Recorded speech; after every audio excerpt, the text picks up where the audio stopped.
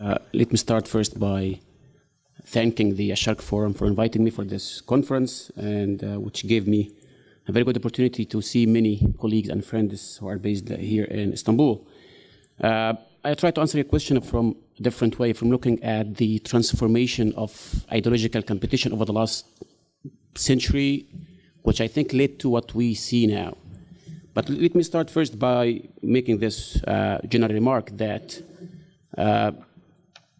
ideology doesn't inform political action, particularly in the Middle East. You can have a lot of perceptions, a lot of ideologies, a lot of religious-based identities, but what is really the underlying factors behind this is the power struggle, the geopolitical power struggle between different actors who are trying to use ideology in order to legitimize and advance their projects. And this is not something new to the Middle East. The Middle East has been witnessing such ideological and political competition over the last century.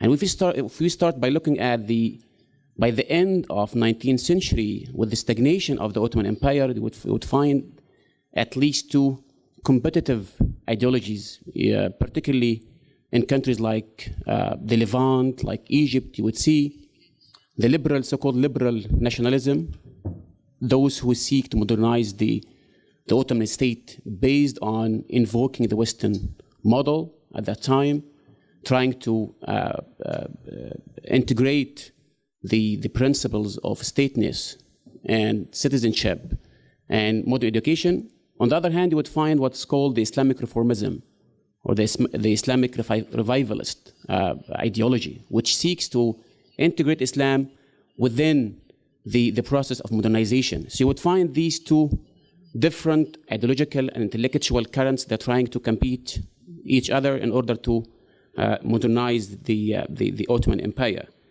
And with the turn of 20th century, you would add another ideology to this kind of conflict, which is Zionism, by the Balfour Declaration, which gave hope for Zionists in order to have their homeland. But at the same time, it was a very competitive ideology that would be thrown in the Middle East to compete with other ideologies. At the same time, the abolishment of the Ottoman Empire would lead to the creation of a new religious-based ideology, which is Islamism.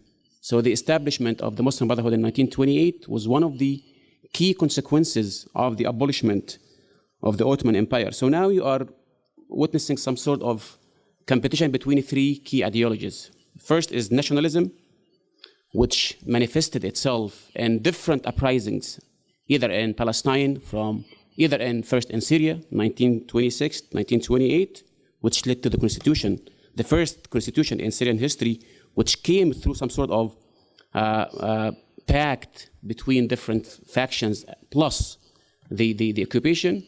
Then you have the uprising in Palestine, 1936 to 1939, which was some sort of popular uprising against the British occupation. Then the Islamism, which manifested itself in the emergence of the Brotherhood. By 50s and 60s, you would witness a new transformation to the competition among ideologies. So you would see Pan-Arabism, which was one of the key features of Nasser's regime in Egypt. At the same time, we would find another pan-Islamic ideology, which was supported by King Faisal in Saudi Arabia. At the same time, you would find some sort of sub-ideologies, like, for instance, Ba'athism, coming from Al-Ba'ath Party, particularly in Syria and Iraq. At the same time, Nasserism, a sub-ideology that would come out of nationalism. So you would find this kind of competition, if not conflict and clash between different kinds of ideologies. But at the same time, this would reflect, as I said in the beginning, some sort of power struggle between different power centers, either in Baghdad, and we know this, the Baghdad Pact was led by Nur Said, trying to counterbalance was Nasser and his counterparts in the Mashriq.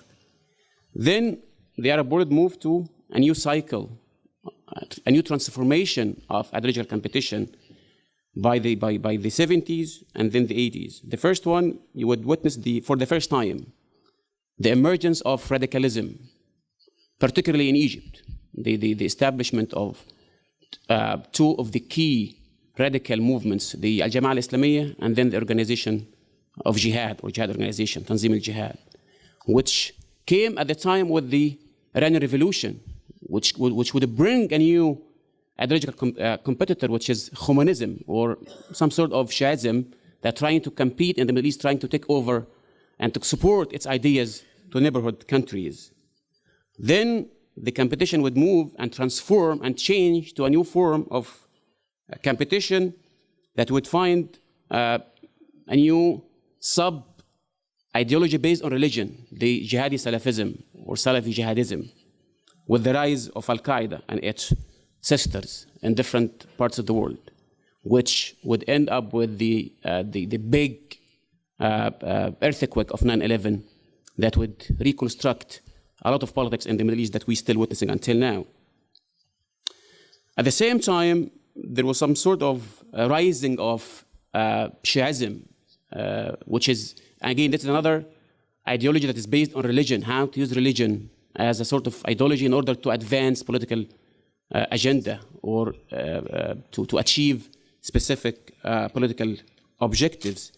And from that point, you would find sectarianism has become the dominant source of ideology in the Middle East that would lead to the emergence of Daesh, try to exploit and to capitalize in this kind of sectarian conflict, which we ended up now with sub-sectarian competition between Sunnism, Shiism.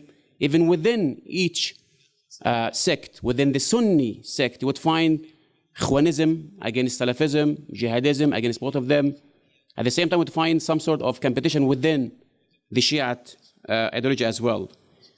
Now, we also have some new form of ideological competition between statism, or what we can call in Arabic ad-dawlatiyya, which might coincide with the right-wing sentiment that we're witnessing now in the West. You would find this kind of patriotic. Some of it might be fabricated, particularly if you look at Egypt, for instance, you would find a lot of sentiment that is based on this kind of artificial sentiment of patriotism that would be based on exclusion of other groups in the society, which also would coincide with the rise of right-wing politics, particularly in the Middle East, in Europe and America. And it will be surprising to find someone like Donald Trump who's praising someone like Sisi and vice versa. So this kind of statism versus tribalism. You would find some political factions trying to go back to tribe and to invoke it as a source of identity, as the case in Yemen or in Libya. These are the most significant transformations that we have witnessed over the last century. Of course, in a very quick nutshell, I don't have much time to go to details, but I would say at the end of my remarks that there are at least four remarks here that we should look at them when we try to understand the ideological competition in the Middle East. The first one is that the mutual relationship between the political and the ideological, meaning that we should not be preoccupied by ideology as the source of conflict, but rather the political that is behind and leading this kind of ideological competition. That some politicians would use ideology, whether it's a religious-based one or nationalist one, in order to justify certain actions, as we see right now. The second thing, that we moved from the broader ideologies to more specific ones.